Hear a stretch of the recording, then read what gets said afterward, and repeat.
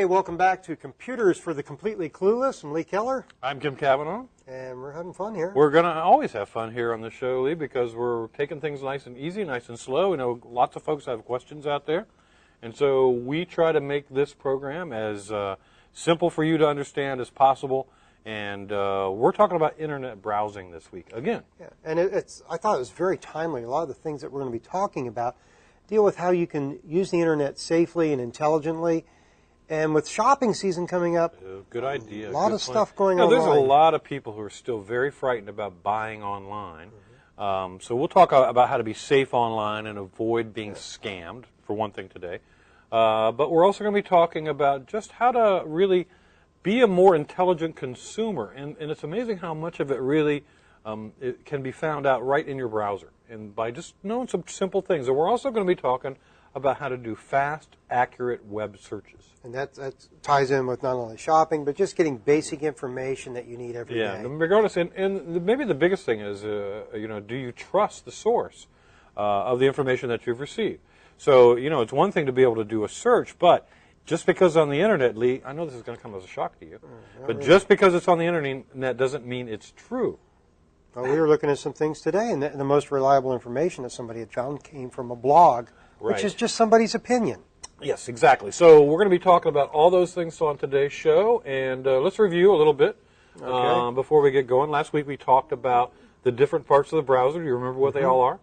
No. me either, but let's go through them. We'll bring up a browser, and we'll have a quick look here at our web browser. The key, the address of the web page where you want to go. Right up here at the top. Right at the top, and we're using Internet Explorer in today's show, in this particular segment. It's called the address bar. If you use another browser, it might be called location. Same results. It's where you type in. Where you're going to go on the Internet. The address, right, exactly. Now, the other things we looked at the toolbar in Internet Explorer. Some of the common things like the back button. You've been on one page and you want to go back.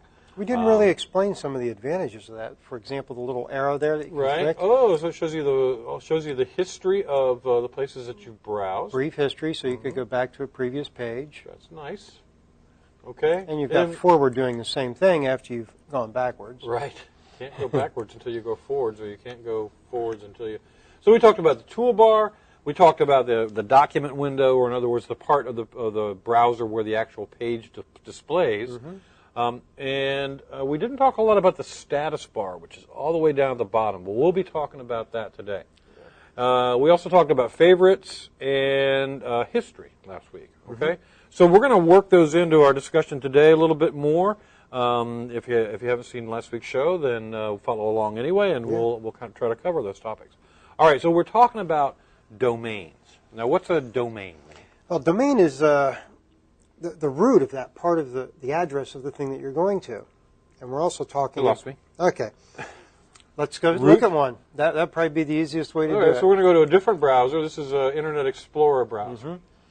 And a very common domain type that you see, I mean, we have domains and we have domain extensions. Okay. Now, the domain is the name of the name of the website itself, right? Usually so the company. Case, we know of this one called Amazon. And that's what it is. It's Amazon. But is it .com? Is it .edu? What's the difference?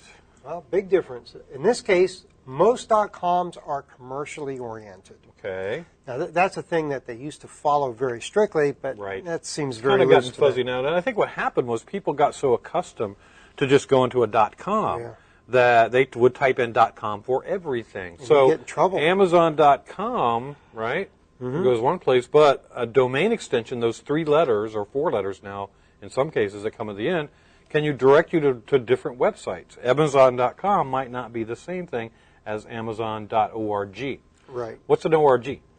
Well, typically it would be a not-for-profit organization. You have one up there for us to look at? We absolutely do. One of my favorites. That's a not, .gov, actually. Oh, that's a different one. Free rice. Okay. Oh. We were just talking about this on Palm Breeze Cafe. Okay. Now, this one, in this case, it says .com up there, but if you go to .org, it's the same website. Right. Sometimes it'll push you. Sometimes websites will do that because they know that the average user sometimes forgets, and they type in the wrong thing. So ORG typically means it's a non-profit organization. Now, as we're talking about this, I mean, why would that matter? If it's a commercial or educational, I see you've got University of Florida up there. What kind of domain extension do they have? That one's going to be a .edu. .edu. So if we see those 3 letters at the end of the name as we're doing a web search or something along those lines, then that gives us a clue about what kind of organization is the owner of the website. Right. The only thing that can have an edu is a post-secondary website. Okay. So it has to be a post-secondary organization, or it could be a statewide organization, statewide or a government organization that deals with education. Okay, so that one's much more strict than the .com. Oh, okay. Talk about strict. This one's the strict one. I would expect it would be. Yes, MIL. You do not see many of them that have a .mil, and they have to be associated with the military. Now, these domain names are applicable in the United States. In other countries, there might be some different domain extensions. Definitely. So there's in the United Kingdom, if you go to Amazon, it would be amazon.co.uk. Okay, just as a side note. And do that. And hopefully I'm not wrong about that, but I do know that sometimes you actually see the country extension that comes after that. And so here you go. So now we're on Amazon in the United Kingdom, and we know that by the .uk. And you can get free delivery on orders over, not 14 or 10 pounds, but 5 pounds. Wow, that's a great deal. Is that the weight? I don't know. I've been accused of having 5 pounds of... Oh, never mind. I don't think I can say that on TV.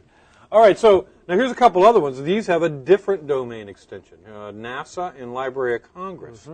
And what does that tell us? Well, this tells us that it's a government agency. Okay, so it's a United States government agency in this case. And when I'm doing research, I usually feel very comfortable about the validity of something I get off of the government sites. You're saying you trust the government, Lee? No, I trust the information. You trust the information that's published at government websites. I think I'm with you. Another one of my favorites over on the far left there. This is just a phenomenal resource. Absolutely great. libraryofcongress.gov. Boy, you can find all sorts of great material there. And if you're a history nut like I am, this is a great website to go and just see all sorts of really cool stuff. I remember doing graduate work when I was in Washington, and I used to go to the Library of Congress to do research.